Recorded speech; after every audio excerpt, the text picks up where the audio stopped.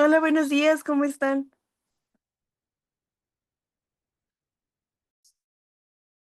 Buenos días, maestra. Bien, gracias. Me alegro mucho, un gusto otra vez estar con ustedes. Por ahí está también Damaris, o nada más estás tú, Antonio, ¿por qué no la escuché? Hola, buen día. Hola, buenos días, ¿cómo estás, Damaris? Muy bien, gracias. ¿Y usted? Bien, gracias. Pues otra vez un gusto de estar con ustedes. Nuestra clase que vamos a tener es Derecho Administrativo. Les voy a, mostrar en pantalla, nada más déjenme conecto aquí. Este, ¿Cómo van a hacer nuestra evaluación? Prácticamente sería la misma que ya hemos llevado con ustedes. Pero igual para dejar claro, si quieren cambiar algo de la manera de evaluación, tengamos oportunidad, ¿les parece? Ok. Sí, está bien. Perfecto, déjenme nada más, me conecto por aquí.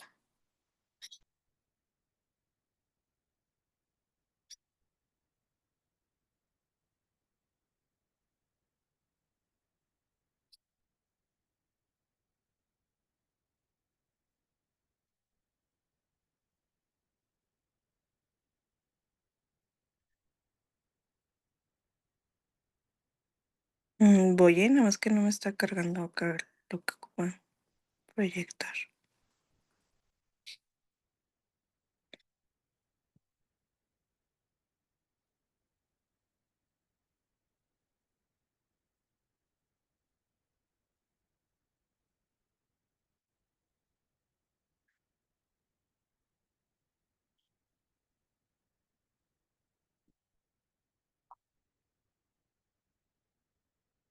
¿Ya pueden verlo por ahí?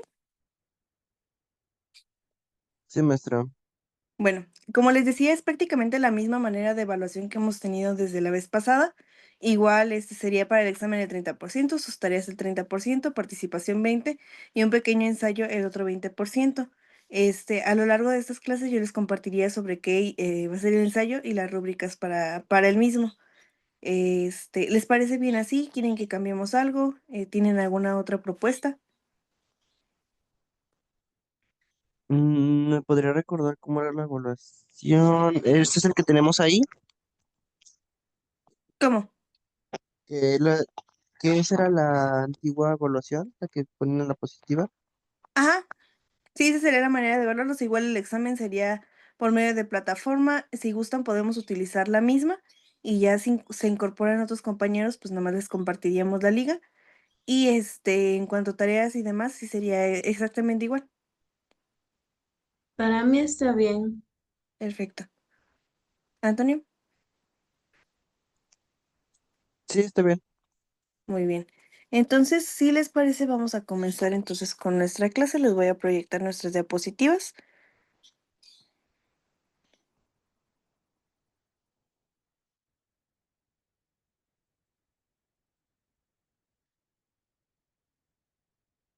Igual me avisan si ya se ve, por favor.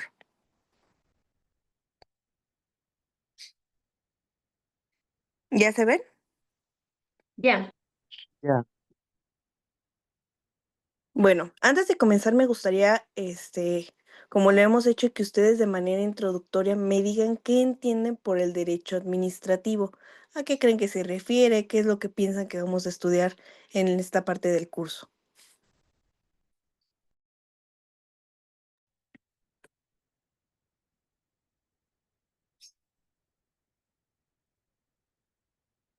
Damaris, ¿por ahí se escuchó? Antonio.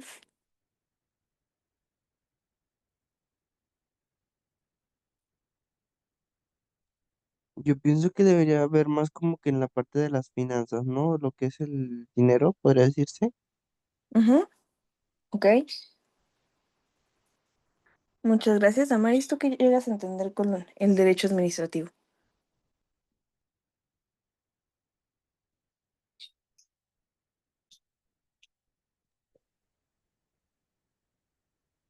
Pues sí coincido con mi compañero. Pues este, es la que es el derecho, bueno, a ver, el que Ujú, regula pues el funcionamiento acerca de como comentó mi compañero, el dinero, em, los poderes que pueden administrar este derecho. Ok, bueno, como tal lo que nosotros vamos a estudiar a partir de lo que ustedes me dijeron no están de todo equivocados. Igual ya saben que vamos a confirmar o a cambiar su percepción de lo que es el derecho administrativo. En primera instancia, yo les traigo una propuesta de concepto. Cuando hablemos de derecho administrativo, vamos a entender que es una rama del derecho público. ¿Por qué creen que sea una rama del derecho público?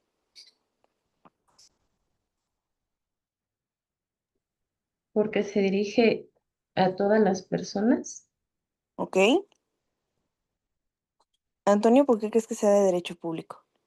Creo que es un derecho que todos tenemos, como que por eso sería derecho público. ¿Ok? Muy bien.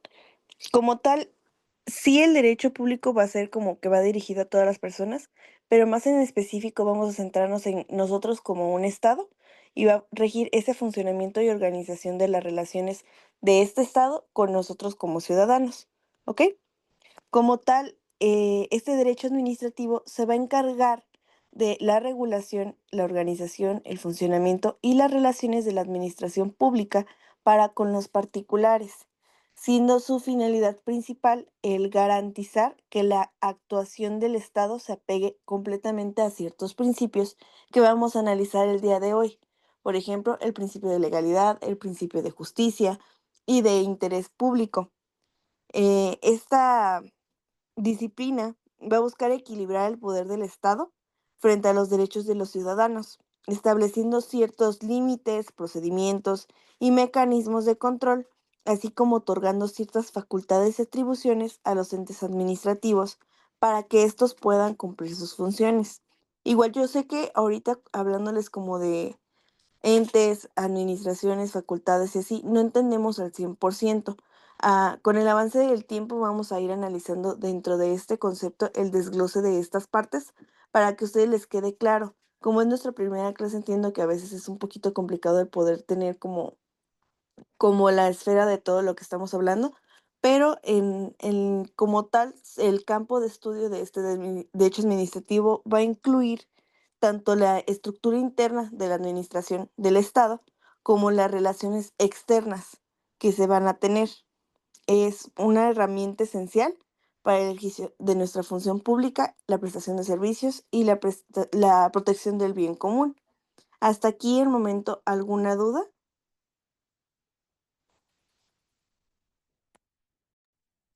No, maestra, creo que no. De acuerdo. No, todo bien, gracias. Muy bien. Ahora vamos a analizar, ya vimos qué es el derecho administrativo, pero para poder ir indagando más, me interesó el poder derivar la simple palabra de administrativo. El término administrativo lo vamos a entender que proviene del latín administrare. ¿Esto qué significaba? Como tal, este término era para darle sentido al servir, gestionar o dirigir hacia un fin determinado en el contexto jurídico. Lo administrativo como tal hace referencia a la actividad mediante la cual el Estado va a organizar, plantear y ejecutar sus funciones para poder satisfacer las necesidades colectivas y va a tratar de que tenga un concepto dinámico, que no sea solamente estancarnos en la teoría y ya de ahí que no cambie, porque como vimos con ustedes, el Estado está en un constante cambio y evolución y no nos podemos quedar nosotros atrás. Es lo mismo con la parte administrativa. Abarca también la gestión de los recursos públicos como la toma de decisiones que van a impactar directamente a la sociedad.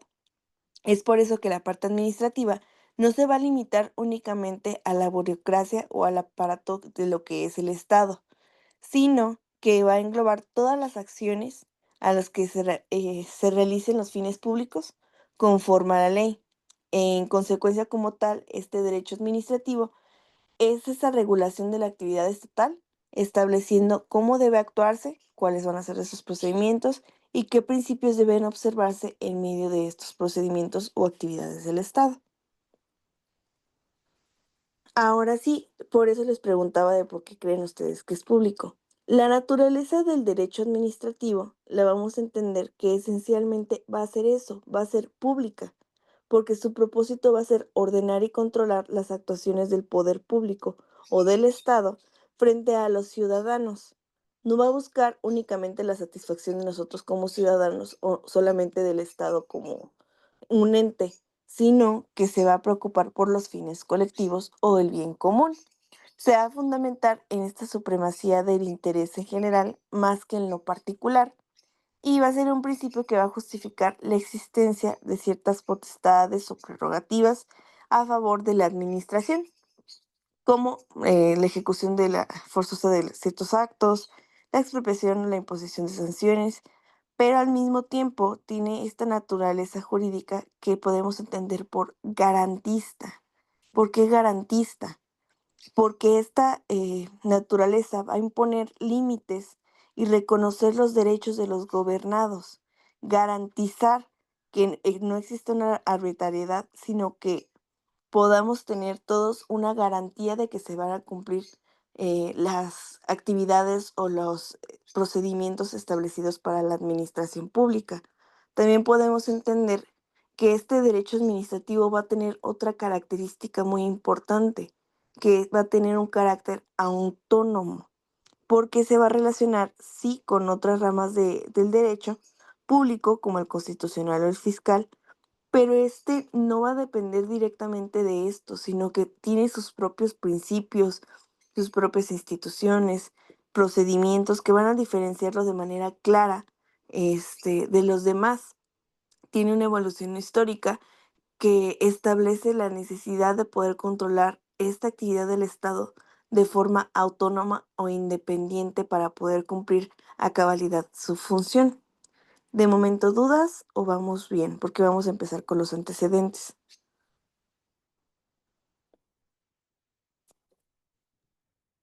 Todo bien. Creo que Ok. todo bien, Bueno, antes de empezar con los antecedentes, vamos a estudiar para que les quede un poquito más claro cuáles son las esferas de estudio de nuestro derecho administrativo.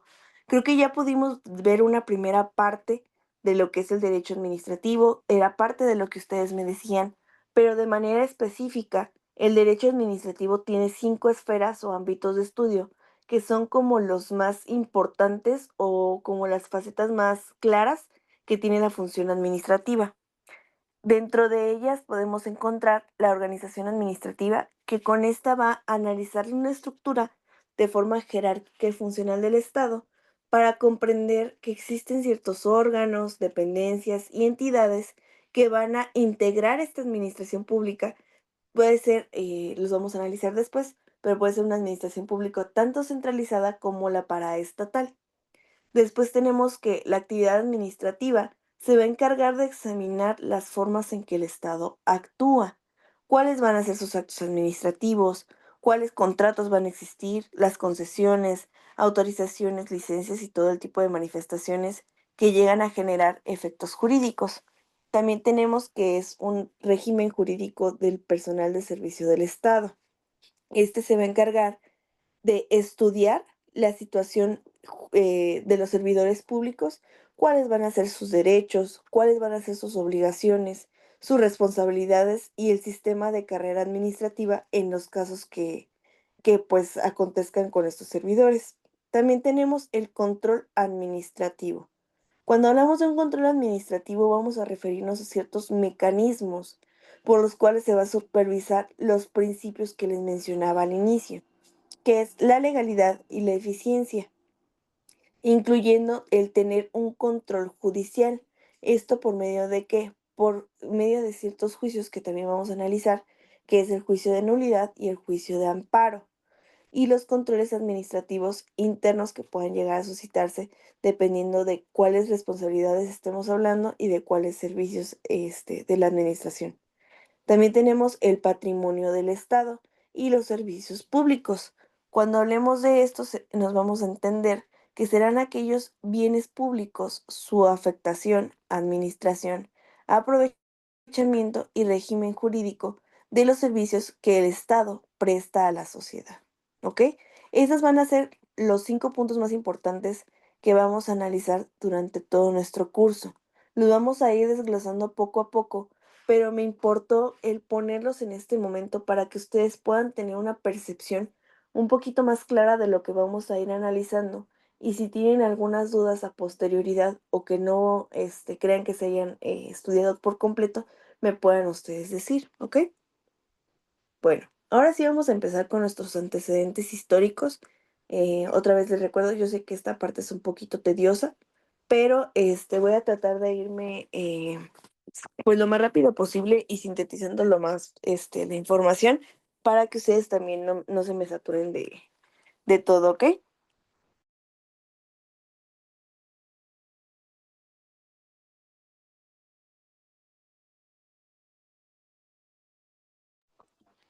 Vamos a comenzar con que los antecedentes del derecho administrativo no surgieron de manera inédita o súbita, ya que fueron el resultado de un largo proceso de evolución histórica, política y filosófica que acompañó este desarrollo del Estado moderno y la transformación de las relaciones entre el poder, que es el Estado, y los ciudadanos. Para poder comprenderlo, les desarrollé como esta pequeña línea del tiempo y vamos a empezar con la época antigua. Primero que nada vamos a estudiar los orígenes del poder organizado y la administración primitiva, como lo es en Egipto, Mesopotamia, Grecia y Roma. Primero que nada, en estos tiempos, las civilizaciones antiguas como lo era Egipto, Mesopotamia, Grecia y Roma, ya existían algunas formas rudimentarias de la administración pública, aunque no tenían una regulación jurídica de manera diferenciada. El poder político se llegó a identificar como una figura del soberano o del Estado mismo, sin poder distinguir entre lo que era este poder soberano o este poder de gobierno y lo que era la administración. Esto significaba que la autoridad actuaba de manera absoluta y sin ningún tipo de límites legales, ni tener un control institucional. Sin embargo, estas sociedades sentaron las primeras bases organizativas del poder administrativo. No sé si recuerdan que en nuestra otra materia llegamos a estudiar que lo que el rey decía o lo que esta persona o figura del poder decía era lo que se tenía que hacer y llegaban a caer en problemáticas muy fuertes por esta cantidad de poder que tenía una sola persona, ya que prevalecía estos principios de yo soy más y yo tengo más y yo sé más, por lo tanto tienen todos que cumplir lo que yo quiero. Por ejemplo, en Egipto, los faraones contaban con funcionarios encargados de la recaudación, el mantenimiento de las obras públicas y la administración de justicia. En Babilonia, con el Código de Hammurabi, se establecían ciertas reglas de funcionamiento de los cargos públicos sobre la responsabilidad de los funcionarios. Recordemos que el Código de Hammurabi es uno de los primeros códigos donde se establecía estas leyes, obligaciones y formas de cumplimiento que debían de tener los ciudadanos, o si no se tenían unos castigos muy severos si no se cumplían. Es por eso que dentro de este mismo código se puede observar como de manera, como a primera instancia, estas regulaciones de los cargos que eran públicos. También buscaba sancionar este abuso de poder, mostrando una temprana preocupación por esto que les mencionaba del abuso de la autoridad. Después tenemos a Grecia, especialmente en Atenas, donde se empezaron a distinguir entre lo que era el poder público dentro de las polis. Recordemos que las polis son aquellos espacios de ciudadanía que eran categorizados como si fueran pequeñas ciudades, pero antes les decían polis y la gestión cotidiana de los asuntos públicos. Los que eran los magistrados, o también mencionados como archotes, tenían funciones administrativas que eran de forma específica, y fue cuando empezaron a surgir ciertas instituciones que ejercían control sobre estos mismos. El pensamiento de uno de los más importantes pensadores que vamos a analizar es Aristóteles, con una de sus obras que se llama La Política. Dentro de esta obra, Aristóteles introdujo la idea de que el gobierno debía orientarse hacia lo que es lo más importante, el bien común, y que las funciones del Estado debían dividirse según la naturaleza de los cuales provenían, lo cual prefiguraba como un principio, todavía no estaba establecido como lo que tenemos hoy en día, pero era como un primer antecedente de la importancia de la separación de los poderes. Después tenemos a Roma, que establecía un aparato administrativo en donde se alcanzó un desarrollo de forma más técnica. El derecho romano como tal creó figuras como lo que son los magistrados, los praefecti y los cua- curatores, perdón. ¿Alguna vez habían escuchado de estas tres figuras o nunca? No, a mí no me No, suena. ¿No? Ok. no. Les voy a dar un pequeño resumen de estas figuras porque las vamos a ver después. Claramente ya no tienen estos nombres, pero sí tienen como algunas mismas funciones. Igual medio quédense con la idea para que después si yo les pregunto como con quiénes los pueden relacionar, puedan tener como esta referencia, ¿ok? Los magistratus provenían de un latín que significa el que manda o el que dirige. Estas personas se encargaban de designar a los funcionarios públicos superiores de lo que era la República Romana. Eran elegidos por los ciudadanos para desempeñar funciones públicas, militares, judiciales y administrativas. Como tales, estas figuras eran las encargadas de ejecutar las leyes, representar al Estado y ejercer autoridad sobre los asuntos públicos. Estos magistratos se dividían en dos grandes categorías, que son como el diferenciador de lo que tenemos hoy en día, que los magistratos eran o mayores o los menores. Los mayores los categorizaban como los cónsules, los censores o los pretensores, que estos eran las personas que iban a ampliar las facultades de la administración, la justicia y el ejército únicamente. Y los menores eran los que mencionaban como ediles o cuestores. Estas personas eran las encargadas de funciones de manera muy en específico. Por ejemplo, los que se cargaban de la vigilancia, del orden, la gestión de las obras públicas y la administración del tesoro, que era lo que a ellos les importaba en estos momentos, y la organización de los mercados. Cada uno de esos magistratos tenían un conjunto de atribuciones, como un tipo de poder de mando, que aunque estaban limitadas por la ley y por el tiempo, estos magistratos representaban como tal lo que era la columna vertebral del gobierno republicano de Roma en esos momentos.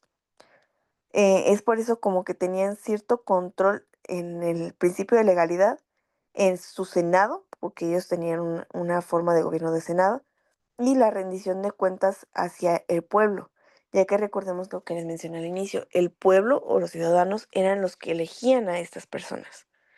Es por eso que eran como la parte más cercana como al derecho administrativo que tenemos hoy en día. Después tenemos a las praefecti. Los praefecti como tal eran funcionarios designados directamente por el emperador durante la etapa de su imperio, que estos iban a ejercer una autoridad administrativa o militar en nombre de esta persona y se convertían como una cierta figura de agentes, donde tenían un poder central para poder ejercer esta burocracia dentro del imperio para poder efectuar los designios que se les dejaban. Tenían como ciertos ámbitos de competencia. Primero que nada, pues eran el encargarse de las funciones que les diera el emperador en ese punto. Tenían que también tener ciertas facultades judiciales y de policía. Eran encargados como de ser un tipo de guardianes y protectores así como consejeros principales del emperador, y también se encargaban de tener un abastecimiento de alimentos en la capital, vigilar especialmente el trigo y funciones esenciales para poder mantener el orden social. Como tal, estos praefecti efectuaron un avance muy importante en la centralización administrativa, ya que operaban como unos ciertos delegados, como lo que tenemos actualmente en el Poder Ejecutivo. Estas autoridades servían para poder emitir órdenes, resolver conflictos y ejecutar políticas públicas cuando se fueran necesarias, así como establecer las funciones y pasos para poder tener un aparato burocrático de manera jerárquica y especializada. Por último, las figuras de los curatores eran ciertas figuras que se aplicaban a funcionarios encargados en específico de supervisar, gestionar o mantener determinadas áreas del interés público. Su papel principal era la parte técnica y administrativa, más que lo político y lo militar, como lo habíamos visto en las otras dos figuras.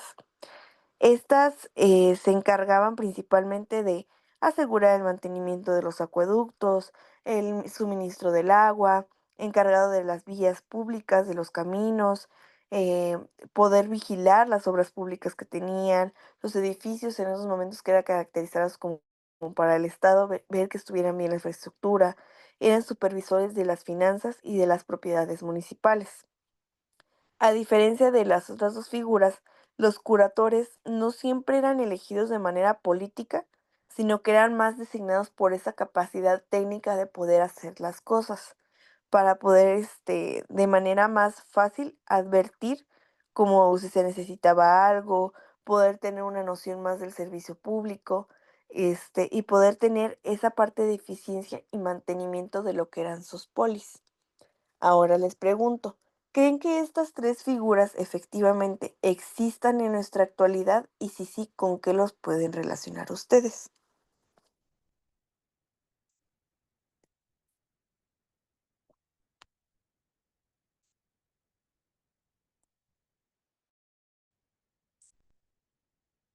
¿Están por ahí?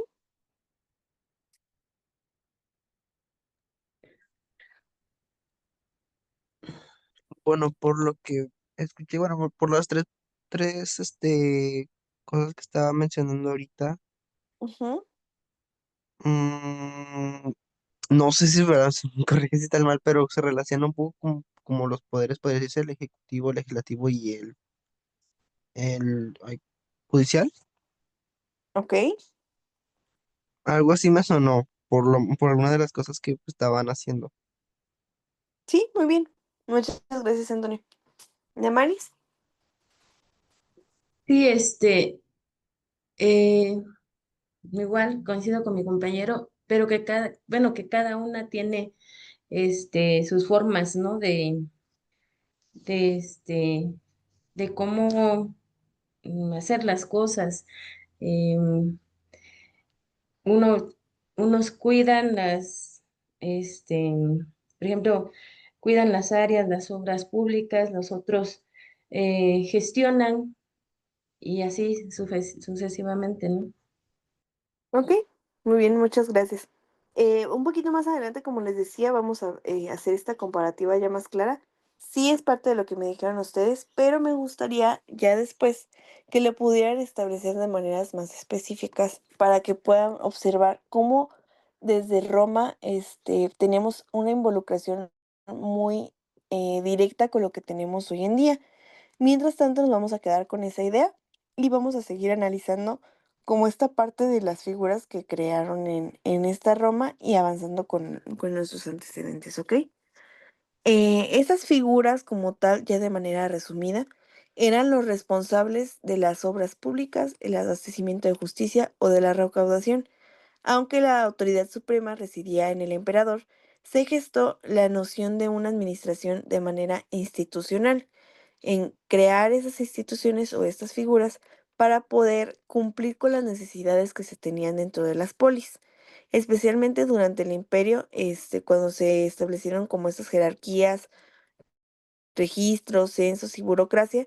Pensadores como Cicerón reflexionaron sobre el deber del gobernante, la importancia de tener una virtud pública y sentar los precedentes éticos que más tarde influirían en la idea moderna de responsabilidades administrativas.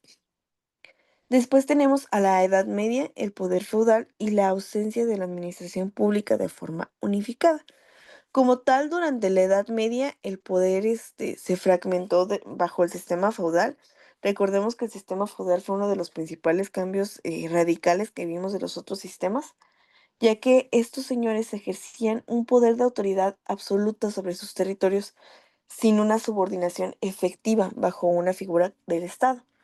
Esta situación impidió muchísimo el desarrollo de nuestra materia, ya que propiamente no existía una administración pública, no existía una forma de organización dentro de esta, como las leyes o un surgimiento de elementos que luego serían esenciales para nosotros en la actualidad. Como tal, la manera resumida, el pensamiento político medieval estaba influenciado principalmente por lo que hemos visto, por la filosofía cristiana, que destacó como la legitimidad de la moral en el poder y la obediencia del orden divino. Eh, Teníamos ciertos autores como lo era Santo Tomás de Aquino, y que creó una obra que se llamaba La Suma Teológica, en donde él, dentro de esta etapa del tiempo, pudo desarrollar la idea de que la autoridad debía actuar conforme a la ley natural y a este bien común, afirmando que estas leyes eran de carácter injusto, y no obligaban a la conciencia a poder reaccionar de manera clara, afirmando que estas leyes, podrían preparar un terreno para lo que sería un futuro o una idea de lo que es la legalidad, como un límite como entre el poder humano y la iglesia.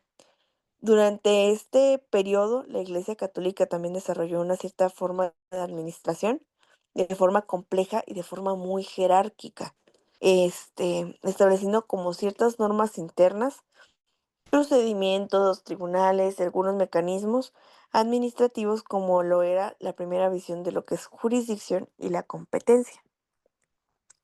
Cuando eran los siglos XII y XIII, con el surgimiento de los reinos, ahora sí, por ejemplo, el de Francia, Inglaterra o el de Castilla, comenzaron a entenderse como ciertos procesos, ahora sí, como una cierta visión de centralizar el poder.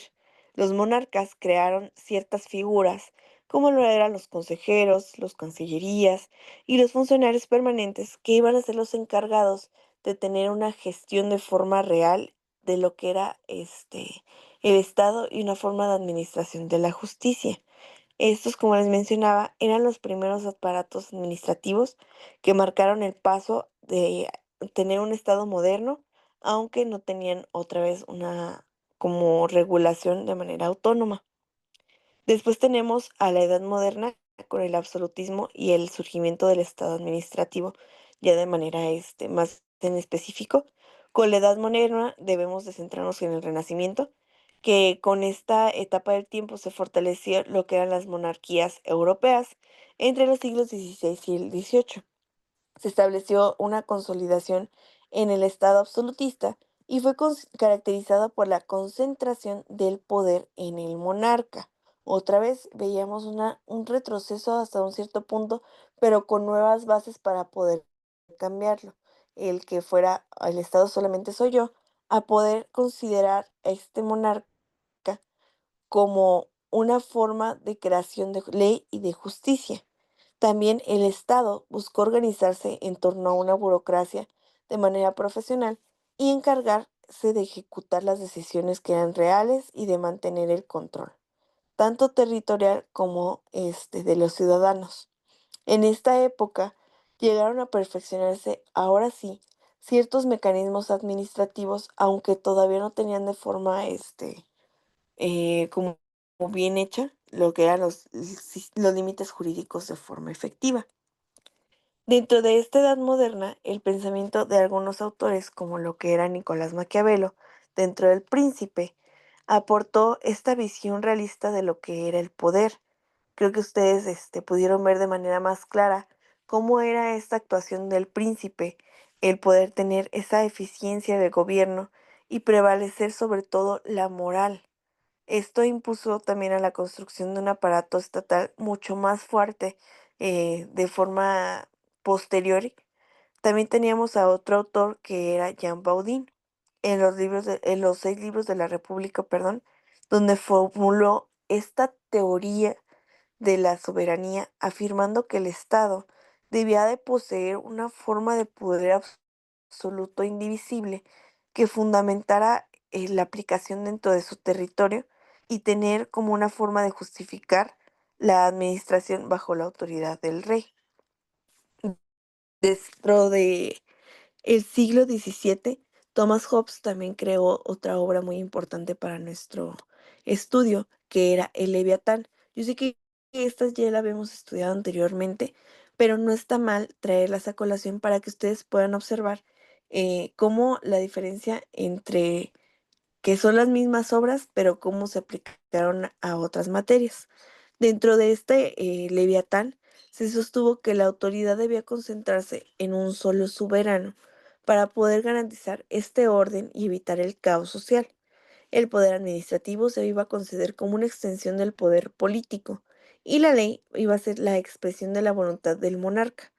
Pero estas ideas también generaron ciertos contrapesos en otros pensadores, como fue John Locke con alguna de sus obras, Montesquieu con el espíritu de las leyes, donde estos autores comenzaron a cuestionar si la centralización del poder era lo que verdaderamente necesitaban y a plantear lo más importante para nuestra materia, que era la división de poderes, incluyendo esta idea de que la administración debía de estar sujeta a este control y separación del poder. Esto constituía como tal el primer granito de lo que era el derecho administrativo moderno, ya que era reconocer que la actuación del Estado no podía ser de forma ilimitada y que el poder solamente se centrara en una sola persona, sino que estos pensadores sentaron estas bases para poder, uno, ver esta necesidad de división de poderes y dos, ver que no iba a funcionar, que definitivamente el monarca tuviera esta concentración de las decisiones. Después tenemos otra etapa en el tiempo que es la Revolución Francesa y el nacimiento del derecho administrativo moderno. Como tal, la Revolución Francesa fue en el año de 1789 y esta marcó el punto de inflexión de manera decisiva entre el tránsito del Estado absoluto y el Estado de Derecho, donde el poder público iba a quedar sometido a la ley. Este lema de la ley es la expresión de la voluntad en general. Esta fue una forma de sintetizar o de encontrar una nueva concepción de lo que iba a ser la autoridad, ya que con este nuevo lema entenderíamos que la autoridad ya no iba a actuar por voluntad propia, sino que iba a tener que actuar conforme a un mandato legal. Es por eso que aquí nace propiamente el derecho administrativo como esta rama autónoma del derecho público. ¿Hasta aquí alguna duda? No, maestra, creo que no. Ok. No, todo bien. Sí va quedando claro cómo va siendo este surgimiento y el por qué se creó el derecho administrativo como de primera percepción o quieren que nos regresemos un poquito. No, está bien, maestra. Gracias. Ok, Todo bien, gracias. perfecto. Muy bien. Vamos a seguir entonces. Después de la Revolución Francesa, se creó en Francia el Consejo del Estado. La verdad no sé bien cómo se diga, pero ahí les puse la traducción en francés. Este Consejo de Estado estaba instituido por Napoleón Bonaparte en 1799 con las funciones consultivas y jurisdiccionales. Este consejo iba a ser el encargado de resolver los conflictos entre lo que era la administración o el Estado y los ciudadanos, estableciendo esta base de jurisdicción administrativa y un modelo en que permita que los actos del Poder Ejecutivo fueran controlados por un órgano especializado, distinto a lo que entendemos nosotros como un poder judicial, ya que caracterizaría tanto la eficiencia de la administración como la protección de los derechos individuales. Algunos pensadores juristas como Jean Etienne, este, insisto, no sé cómo bien se diga, pero una disculpa, Maurice Jauriot y Leon Duwit fueron determinantes para poder crear un discurso preliminar sobre el Código Civil francés. Este defendía la necesidad de que las leyes fueran de manera clara, que limitaran el poder y Jauregui, ya en el siglo XIX desarrolló la teoría de la institución, señalando que la administración debía de servir al interés público y debería de estar regido por este principio de legalidad, mientras que DeWitt formuló una visión sociológica del derecho administrativo y fue basada en el servicio público como un fundamento del Estado moderno, sosteniendo que esta autoridad no se legitima por su poder, sino por la función social que cumpla. Después tenemos el siglo XIX con la expansión de este modelo administrativo francés que hablábamos y la influencia que tuvimos en América Latina. Durante el siglo XIX, este modelo francés de administración y justicia se expandió por toda Europa y después en América Latina, convirtiéndose en el referente principal para todos los nuevos estados nacionales para consolidar estos códigos civiles y administrativos que permitieran el sistematizar el derecho público y establecer el principio que la administración debe de estar sujeta a la ley y al control judicial. En España, juristas como Eduardo Ruiz de Entería y Tomás Ramón Fernández, aunque ya a mediados del siglo XX, fueron impulsadores de que la doctrina del derecho administrativo debería de verse como una disciplina científica. También tenemos otros autores como José de Posada y Manuel Colmerio, que habían empezado a desarrollar un sistema del derecho administrativo español que se basara en estos principios de legalidad, en la organización del Estado y la responsabilidad de los funcionarios públicos. En cuanto a México, el derecho administrativo mexicano tuvo sus raíces en la época colonial, cuando la Nueva España dependía de un sistema jerárquico basado en las leyes de Indias, que estas leyes de Indias, no sé si recuerdan, que regulaban la organización del poder y las funciones del rey. Después de la independencia de 1821, México heredó esa estructura, pero buscó adaptarla a un nuevo modelo que era lo que tenemos de la República. Para 1824 se promulgó lo que era nuestra primera Constitución Federal, que estableció por primera vez aquí dentro de México la división de poderes y creó una administración pública organizada en lo que podemos ver que es las Secretarías de Estado, marcando el inicio de la burocracia nacional.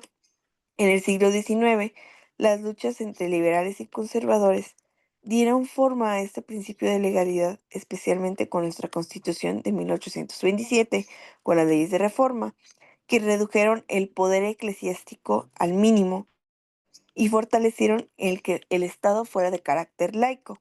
Más tarde, durante el Porfiriato, la administración pública se modernizó y se profesionalizó, aunque sin mecanismos de control ciudadano, se fueron consolidando una nueva forma de estructura de forma más eficiente, pero autoritaria como tal.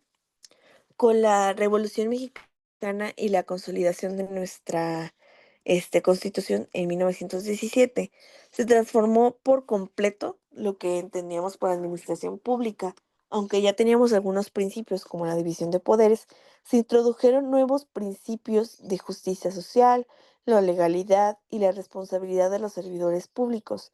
Aquí les puse algunos artículos, por ejemplo, el artículo que definió la organización administrativa, donde se establecieron las responsabilidades y el nacimiento del derecho administrativo moderno en el sistema mexicano.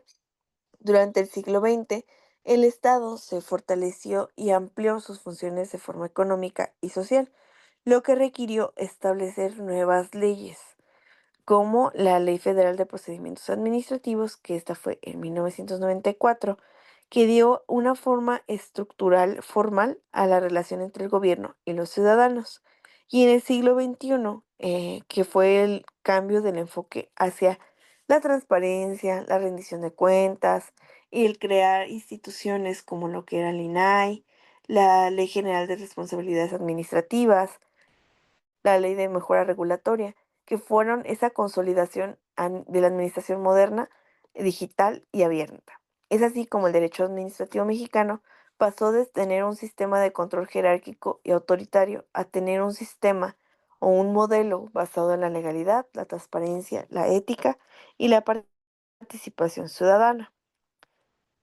Igual, yo traté de que nos enfocáramos un poquito más en México para que lo vieran de manera más clara hasta lo que es el siglo XXI. Pero igual es importante que hablemos del siglo XX, la consolidación científica y del derecho administrativo de forma general, no solamente en México. Insisto, les hablé un poquito del siglo XXI, aunque nos vayamos a regresar un siglo, para que les quedara a ustedes en claro en México, ¿ok? Dentro del siglo XX, el derecho administrativo como tal ya se consolidó como una ciencia autónoma con objetos, principios y métodos propios. Dentro de la experiencia y los estados modernos, el crecimiento de estas funciones públicas se creó como una expansión del bienestar para que la sociedad pudieran llevar a una transformación del Estado y ya no se limitara únicamente a mantener el orden, sino a intervenir de manera activa a la que era la economía, la salud, la educación y estos sistemas de seguridad social, surgiendo también así lo que entendemos como Estado social de derecho. En esta etapa, Hans Kelsen ayudó muchísimo a contribuir con una de sus obras que se llama La teoría pura del derecho. Dentro de esta obra se establecieron, por ejemplo, una visión jerárquica del orden normativo que influyó en la estructura legal para poder tener lo que entendemos como hoy en día o lo que estudiamos hace un momento. También tenemos a Carl Smith, que reflexionó sobre la decisión política y la legitimidad del poder. Dentro del ámbito latinoamericano, el derecho administrativo adquirió muchísima fuerza a partir de los estudios de Agustín Gordillo en Argentina, de Gabriel de la Vega en México, quienes abordaron temas como el procedimiento administrativo, la responsabilidad patrimonial del Estado y el control judicial de los actos administrativos, como acabamos de ver. Con la época contemporánea, ya yéndonos al siglo XXI, establecieron fenómenos que ya hemos analizado, como la globalización, la digitalización, la participación ciudadana y la transparencia, que estos como tal surgen como nuevos principios de gobernanza, de eficiencia, de rendición de cuentas y de la protección de los datos personales de los ciudadanos. Como tal, esto creó o dio origen a algo que vamos a ir viendo a lo largo de nuestras clases, que es el derecho administrativo de carácter global, en el que el Estado va a compartir estos estándares de lo que es la actuación y el control. ¿Hasta aquí alguna duda de lo que tenemos con antecedentes? Ya esto es lo último que vamos a analizar, pero ¿alguna duda de los antecedentes para pasar al siguiente tema? Mm, No, maestra, creo que no. Gracias. No, ¿Ok? tenemos. Perfecto. Insisto, traté de no hacerlos un poquito tan largos, pero igual si les queda duda después o no saben de dónde surgió, nos podemos regresar sin problemas. Vamos a analizar de manera breve cuáles son las fuentes del derecho administrativo. Como tal, recordemos que las fuentes van a ser estos medios por los cuales se crean, expresan y aplican las normas, de manera específica y en nuestro caso, que van a regular la administración pública.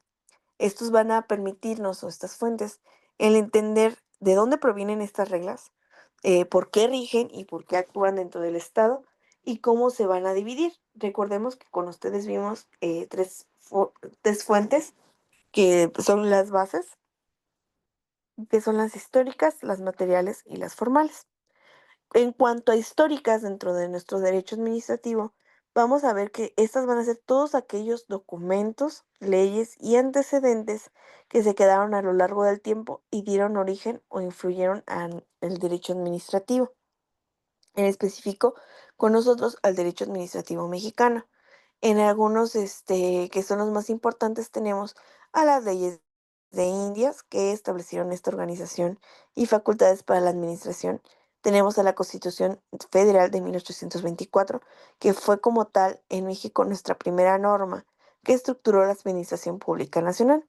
Tenemos la Constitución de 1857, que fue donde se introdujo por primera vez el principio de legalidad. Tenemos la Constitución de 1917, que esta fue la base para tener un sistema administrativo de forma actual y ayudó a regular la estructura del poder ejecutivo, las responsabilidades de los servidores y la división de poderes. Después, tenemos las leyes que son, por ejemplo, la Ley Federal de Procedimientos Administrativos, que fue de forma moderna una forma de establecer cuáles iban a ser esos procesos administrativos dentro del Estado. Después tenemos las fuentes materiales, que estas van a ser los factores sociales, políticos, económicos y culturales que van a motivar la creación de normas administrativas. Es decir, son las causas o necesidades que impulsaron al legislador a regular la actividad del Estado. No son como tal leyes como en sí mismas, sino que son elementos que las originan. Las principales fuentes materiales que se tienen dentro del derecho administrativo mexicano, vamos a encontrar primero que nada las necesidades sociales, como la prestación de los servicios públicos, la seguridad, la salud o la educación.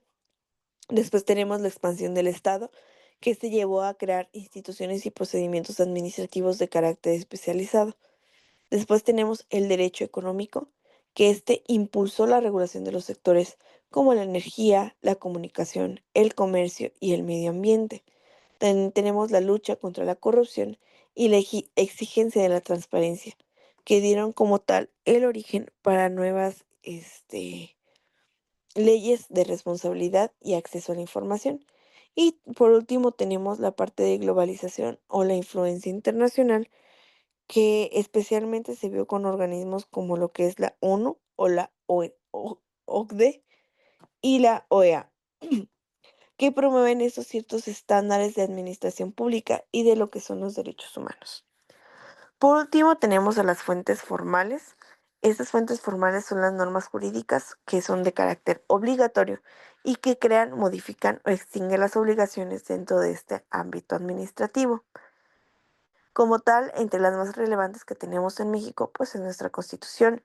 Tenemos también las leyes que se desarrollaron a partir de esta Constitución, como por ejemplo la Ley Orgánica de Administración Pública Federal, la Ley Federal de Procedimientos Administrativos, la Ley General de Responsabilidades Administrativas, las leyes de transparencia, entre muchísimas otras que tenemos hasta hoy en día, los reglamentos emitidos por el Poder Ejecutivo con el fin de detallar la aplicación de las leyes en materia administrativa, los decretos y acuerdos administrativos que establecen ciertas disposiciones específicas sobre las políticas públicas o estructuras de dependencias, la jurisprudencia que va a buscar interpretar la ley e informar criterios de actuación administrativa en donde la resolución de conflictos sea lo principal de los particulares.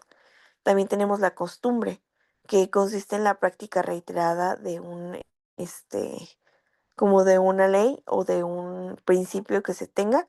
Y tenemos por último los tratados internacionales, que como ya hemos visto, buscan principalmente reconocer los derechos humanos y los estándares de lo que es la gobernanza constitucional.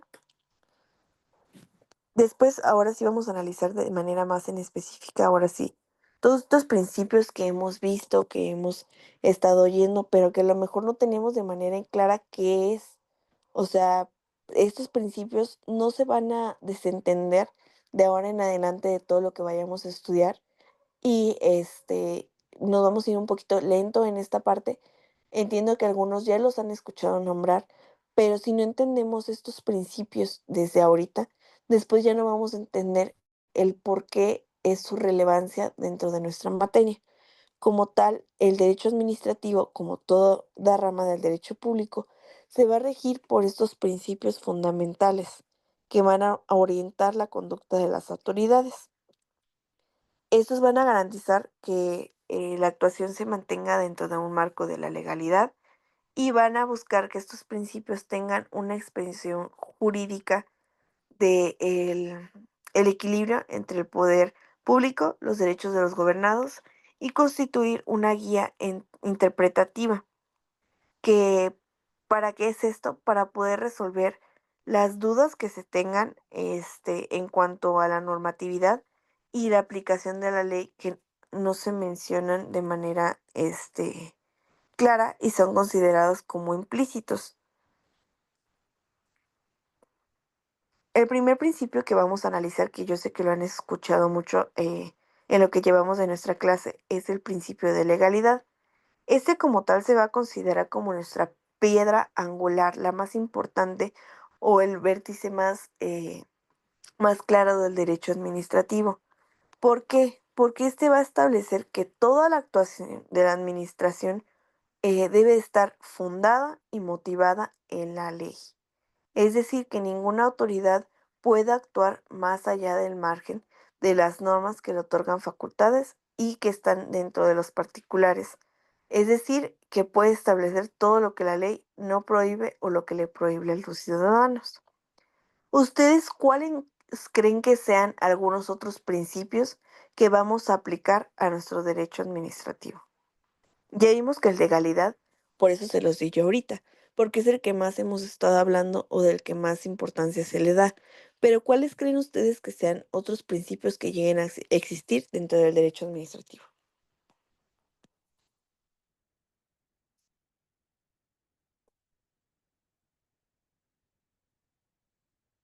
¿Están por ahí? ¿Nos escuchamos?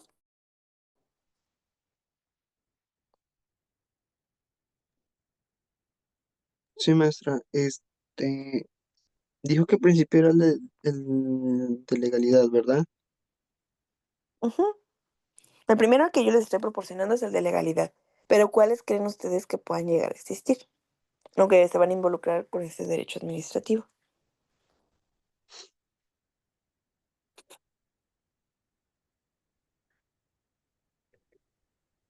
Podría ser el de igualdad, ¿Ok? ¿Por qué el de igualdad? porque debe de ser todo em, equitativo, ¿no? Pues que no deben de hacer una discriminación entre entre cada una de las personas. ¿Ok? Muy bien, muchas gracias. ¿Algún otro más que se les venga?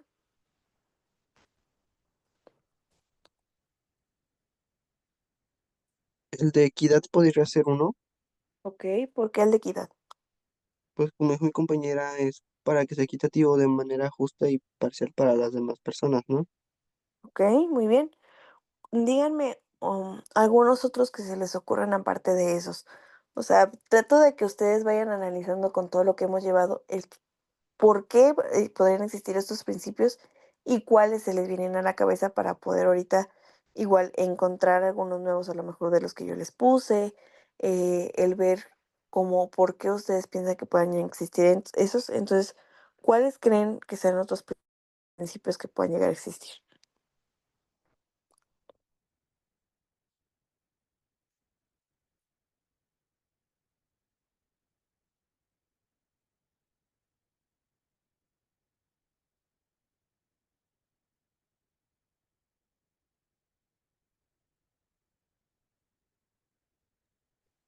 Podría ser el de economía. ¿Ok? ¿Por qué el de economía? Bueno, aquí bueno, por lo que anoté, que hay diferentes funciones, ¿no? En cuanto a las ramas, bueno, que creó el derecho, y que son encargarse de algunas funciones, ¿no? En el cual deben de administrar el trigo, algunos otros alimentos. ¿Ok? Muy bien. ¿Algún otro más que se les ocurra, Antonio?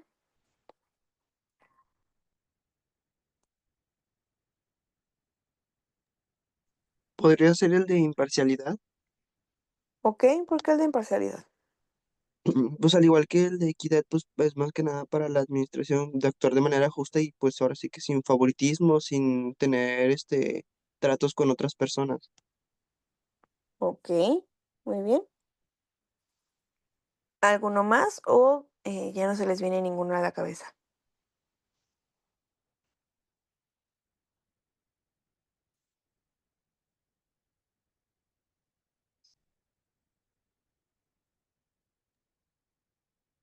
No, nomás se me ocurrieron esos.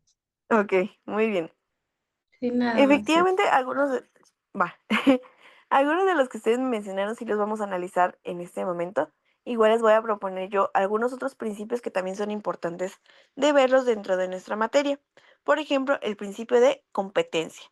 ¿Por qué el principio de competencia? Este principio nos va a ayudar a complementar lo que es el principio de legalidad, indicándose como que cada autoridad solo puede ejercer sus facultades que se les confiere en la ley dentro de un ámbito territorial, material y temporal.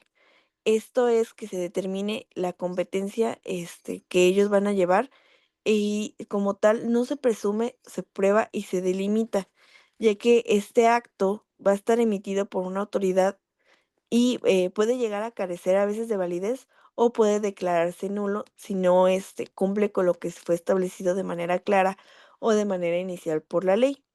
Después también tenemos el principio de imparcialidad y de objetividad, en donde todas las autoridades administrativas deben de actuar de manera absoluta en base a la imparcialidad, ya que deben de guiar sus decisiones a partir de los criterios objetivos y establecer algunas preferencias personales. Pero no deben de establecer.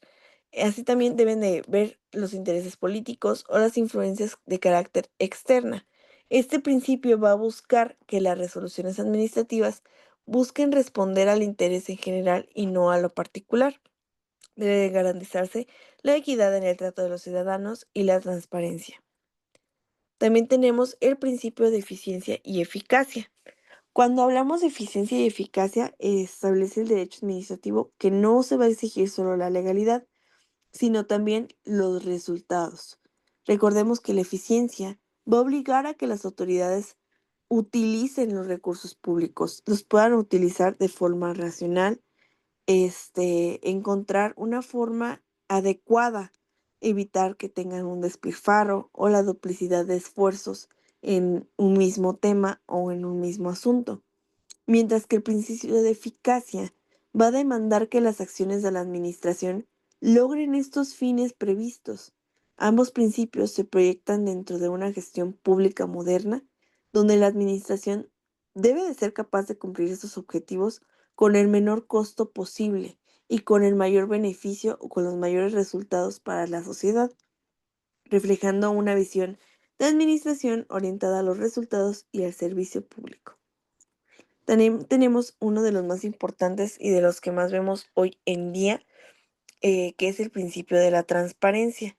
Cuando hablamos del principio de la transparencia, vamos a entender que este principio debe de actuar con apertura y poniendo a disposición a los ciudadanos la información que el Estado ha hecho durante su gestión, cuáles han sido los presupuestos, cuáles son las decisiones que se han tomado, los resultados y la rendición de cuentas que va a implicar esta obligación que tiene el Estado y los servidores que hemos visto que es parte de las esferas de justificar sus actos y responder por ellos.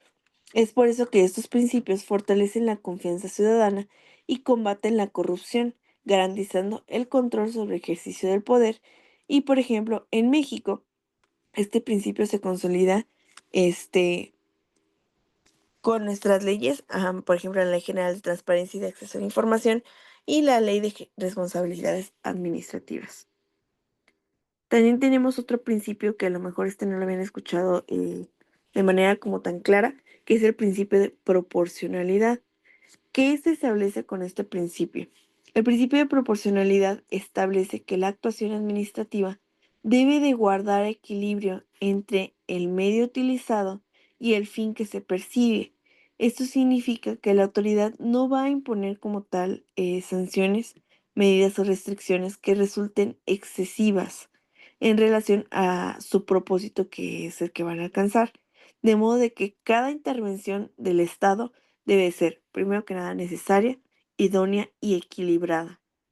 Con este principio, se busca proteger a nuestros derechos fundamentales como ciudadanos frente al uso desmedido del poder y prevenir el regresar a nuestras épocas antiguas, donde solamente hubiera castigos de manera exagerada, sin poder asegurar que fueran como medidas razonables o justificadas a lo que se hacían.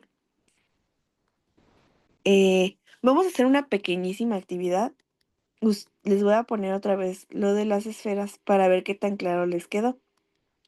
Lo que vamos a hacer es que yo les voy a dar algunas situaciones y ustedes me van a decir dentro de qué esfera, dentro de nuestro derecho administrativo la pueden encuadrar. Déjenme ver, ¿lo encuentro? Aquí está. Antes de comenzar con esta actividad, ¿seguros que no tienen ninguna duda o van bien? Creo que todo bien. ¿Sí, Damaris? Yo también creo que todo bien. Ok, voy bien. Nada más dejen, abro aquí lo de la actividad.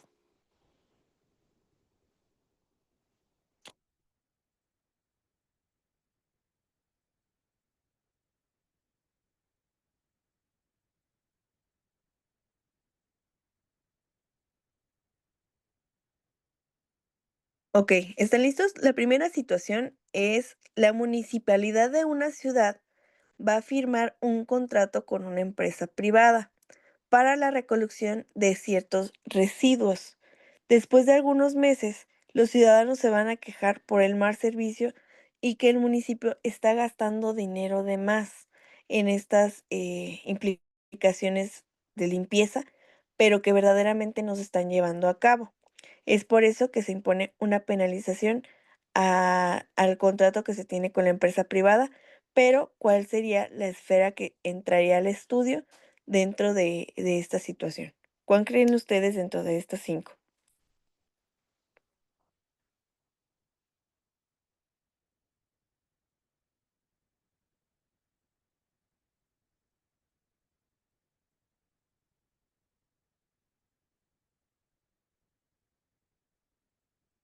¿Están por ahí? ¿Les repito o sí? ¿Me puede repetir, por favor? Ok, ahí les va. Igual ustedes vayan leyendo de qué va cada esfera, ¿va? Otra vez.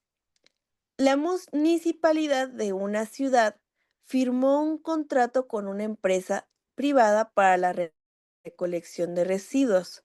Después de varios meses, los ciudadanos comenzaron a quejarse por el mal servicio, ya que el municipio invirtió una gran cantidad de dinero para poder pagar a esta empresa por la limpieza, pero vieron que el dinero no estaba siendo aplicado para la limpieza, ya que los ciudadanos no veían algunas, como reflejos de este supuesto régimen de limpieza. Es por eso que el municipio impuso una penalización a la empresa que contrató, pero ahora sí, ¿dentro de qué esfera de estudio del derecho administrativo creen que entre? A la quinta, ¿no? El patrimonio del Estado y los servicios públicos. ¿Ok? Damaris, ¿tú qué opinas? Sí, igual, del 5. Perfecto. Muy bien, así tienen toda la razón. ¿Por qué entra dentro del 5? A ver, díganme. Porque habla de acerca de los servicios públicos y que estos se deben de administrar bien, em, y ya que se ocupa de los bienes públicos. ¿Ok? Antonio. Como dijo mi compañera, y aparte como menciona aquí que dice los servicios públicos, son de los que, que el Estado presta a la sociedad, y en este caso pues no le estaban prestando. También que habla que se ocupa de los bienes públicos y su afectación a administración y aprovechamiento. Entonces ahí prácticamente no se puede decir que le hubo mala administración al no a dar el pago a la, puede decirse que para completar los servicios que iban a dar al público. Ok, muy bien. Muchas gracias a los dos. Efectivamente, tienen toda la razón. Vamos con la otra situación. ¿Están listos? Sí, Va. Situación número 2. Un ciudadano solicita ante la administración pública la concesión de una licencia para poder abrir un restaurante. La autoridad se encargó de revisar esta solicitud y le emitió una resolución favorable, pero después, al momento de una de las revisiones, se dieron cuenta que este restaurante no cumplía con las funcionalidades o con los requisitos que se establece para la seguridad pública. Y después, aunque ya le habían emitido esta licencia a este restaurante, le otorgan una clausura. ¿Dentro de qué esfera del estudio del derecho administrativo creen que encuadre?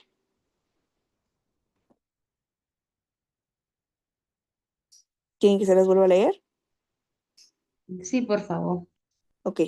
Situación número 2. Un ciudadano solicita ante la administración la concesión de una licencia de funcionamiento para abrir un restaurante.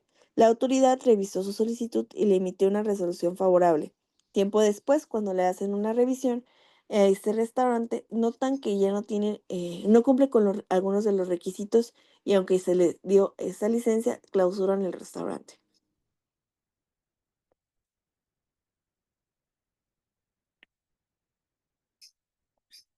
¿En qué esfera del derecho pueden encontrar esta situación? ¿Podría ser la segunda, la actividad administrativa? ¿Ok? ¿La Maris? No sé, podría ser el 3, el tercero. ¿Ok? A ver, cada uno dígame por qué. Yo considero que la segunda porque, como dice, el Estado le estaba dando lo que era una licencia, prácticamente era el que estaba permitiendo y también prácticamente fue el que pues estaba supervisando, entonces yo supongo que por ser a la dos. ¿Ok? ¿La Maris? ¿Por qué crees que la tres? Porque dijo que en cuanto a, bueno, que le dieron, supongamos, perdón, ¿qué fue? Bueno,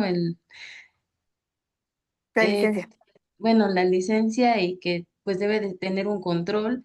Ellos supervisan que sean legales, que actúen eh, con la eficacia pública y pues tiene todos los controles administrativos ¿Ok? de la empresa. Ajá. Sí, nada más. Ok. Ustedes tienen razón, entra dentro de las dos esferas. Dentro de la segunda entra porque como tal es esa actividad administrativa que tiene el Estado para poder brindar esas concesiones o esas licencias cuando un ciudadano las solicita. Pero también entra dentro del 3 en cuanto a las obligaciones de los servidores públicos, ya que esos servidores tienen la obligación de verificar que si van a otorgar una licencia, revisen el que sí se cumpla con los requisitos, no solamente estén planteados dentro del papel. Entonces, ambos tienen razón. Cuando yo les diga de esas, pueden utilizar más de una. Entonces, efectivamente, ambas están bien. ¿Están listos para la última? Sí, Sí, Ok. Situación número 3. Un funcionario público es sorprendido filtrando información confidencial a medios de comunicación de las condiciones del Estado que han sido revelados como en los medios de transparencia, pero que no fueron datos certeros. La administración inició un procedimiento disciplinario y decidió suspenderlo de forma temporal de sus funciones. ¿Dentro de qué esfera del derecho administrativo creen que entre?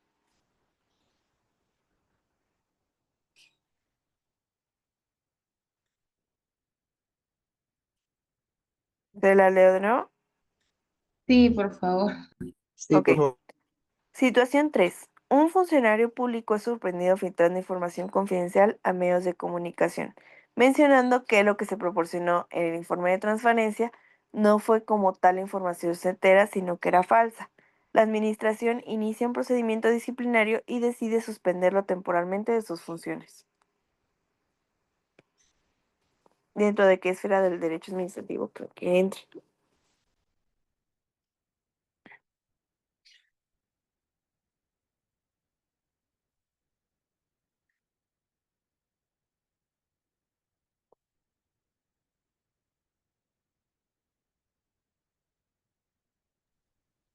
Creo que en la 4, en el control de la administración. Ok, Sí, igual en la 4. ok. ¿Seguros que solamente en la 4?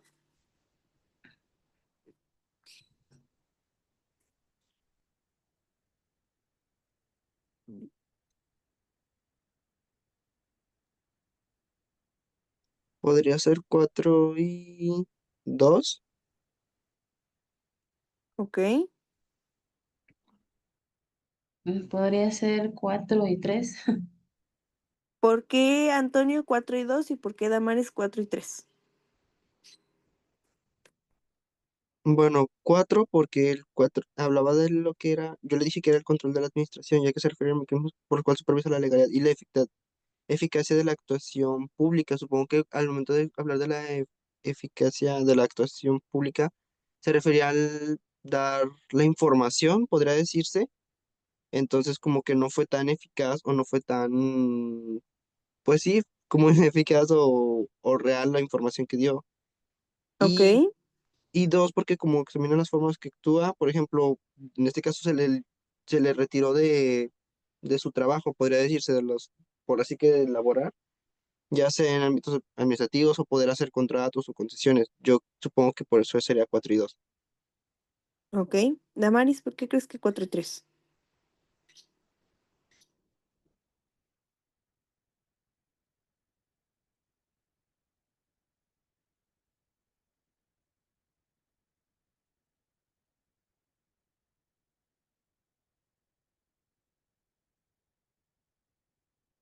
Damaris, ¿estás por ahí?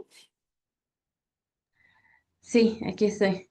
Que el control de administración, bueno, que se refiere, por ejemplo, a que debe de supervisar que sean legales y que tengan la eficacia de la actuación pública. Y en el 3 que ya entra también lo que es lo jurídico, ¿no? Eh, de los servicios, eh, que precisamente que estudia la situación de los servidores públicos. Eso. Ok. Efectivamente, más bien entrarían en el 3 y en el 4. ¿Por qué en el 3 y en el 4? Recordemos que dentro de las obligaciones de los servidores públicos y con el tema de transparencia, ellos debían de proporcionar para nosotros con también el principio de la rendición de cuentas, es parte de sus obligaciones y responsabilidades el dar información certera a los ciudadanos de qué se está haciendo con los recursos, cuáles son las actividades que ellos están desempeñando, por qué lo hacen o por qué no hacen. Entonces, por eso entraría dentro del 3 y entraría dentro del 4, ya que esta administración debe de regular la legalidad de los mecanismos que están proporcionando, que los servidores cumplan, que se tenga una eficiencia de la actuación pública y no sea una información falsa, sino que sea dentro de la información que nosotros mismos estamos regulando, que sí sea verdadera y certera. ¿Ok? Bueno, les voy a dejar una pequeña tarea para la próxima clase. Igual, no sé si quieren, ustedes me dicen, que utilicemos el mismo Classroom que teníamos y ya nada más es incorporar más compañeros, pues les pasamos el link o quieren que generemos una nueva clase. Está bien, yo creo con ese. ¿Ok? Antonio, Ok, sí está bien. ve acá. La tarea en qué va a consistir. Les voy a dar otros dos casos prácticos, pero me van a contestar algunas otras preguntas con referencia a lo que estudiamos el día de hoy para ver qué tanto aprendieron. Los casos prácticos se los voy a leer ahorita, pero igual se los voy a poner para que no tengan que transcribirlos, ¿ok? El primer caso práctico dice que la Secretaría de Medio Ambiente va a clausurar una empresa por verter residuos contaminantes en un río, sin notificar previamente la empresa ni presentar pruebas. La empresa se queja por una vulneración de sus derechos, ya que no fue a propósito que se vertieran los residuos contaminantes dentro del río. La primera pregunta que ustedes van a tener que contestar es, otra vez, dentro de qué esfera del estudio del derecho administrativo se encuadra esta conducta. La segunda pregunta que van a tener que contestar es, ¿cuáles son los principios administrativos que podrían verse vulnerados con esta situación? Y por último, si este acto es un acto sancionador que puede hacer el derecho administrativo o si ustedes consideran que no se engloba dentro de las actividades del derecho administrativo. ¿Ok? Igual, no se preocupen en anotar, se los voy a pasar ahí en el Classroom. Ok, maestra. Bueno, Gracias. el otro caso práctico, igual ya nada más se los voy a leer, ya las preguntas van a ser las mismas. El segundo caso práctico de su tarea es, la Dirección General de Transporte Terrestre emite una resolución mediante la cual se suspende por 6 meses la autorización del funcionamiento de una empresa de transporte, debido a un supuesto incumplimiento de las normas de seguridad. La resolución como tal no contiene una motivación clara ni detallada en qué norma ha llegado a incumplir ni en qué hechos concretos lo justifican. Además, la empresa no fue notificada previamente ni tuvo oportunidad de ejercer su derecho a defensa. La empresa considera que la sanción es desproporcionada y que la actuación de la administración ha sido de forma arbitraria. Otra vez las mismas tres preguntas. ¿De acuerdo? Ok, maestra. ¿Qué más? Está bien. Perfecto. Ya saben que el formato es libre al que ustedes más se acomoden. Igual cualquier duda yo quedaría al pendiente en el carro, ¿va? Ok, Ok, maestra, gracias. Perfecto. Que tengan entonces muy bonito día. Cualquier cosa queda al pendiente y nos vemos en la próxima clase. Ok, maestra, gracias. ¿No hay de qué? gracias. ¿No hay de qué? Nos vemos.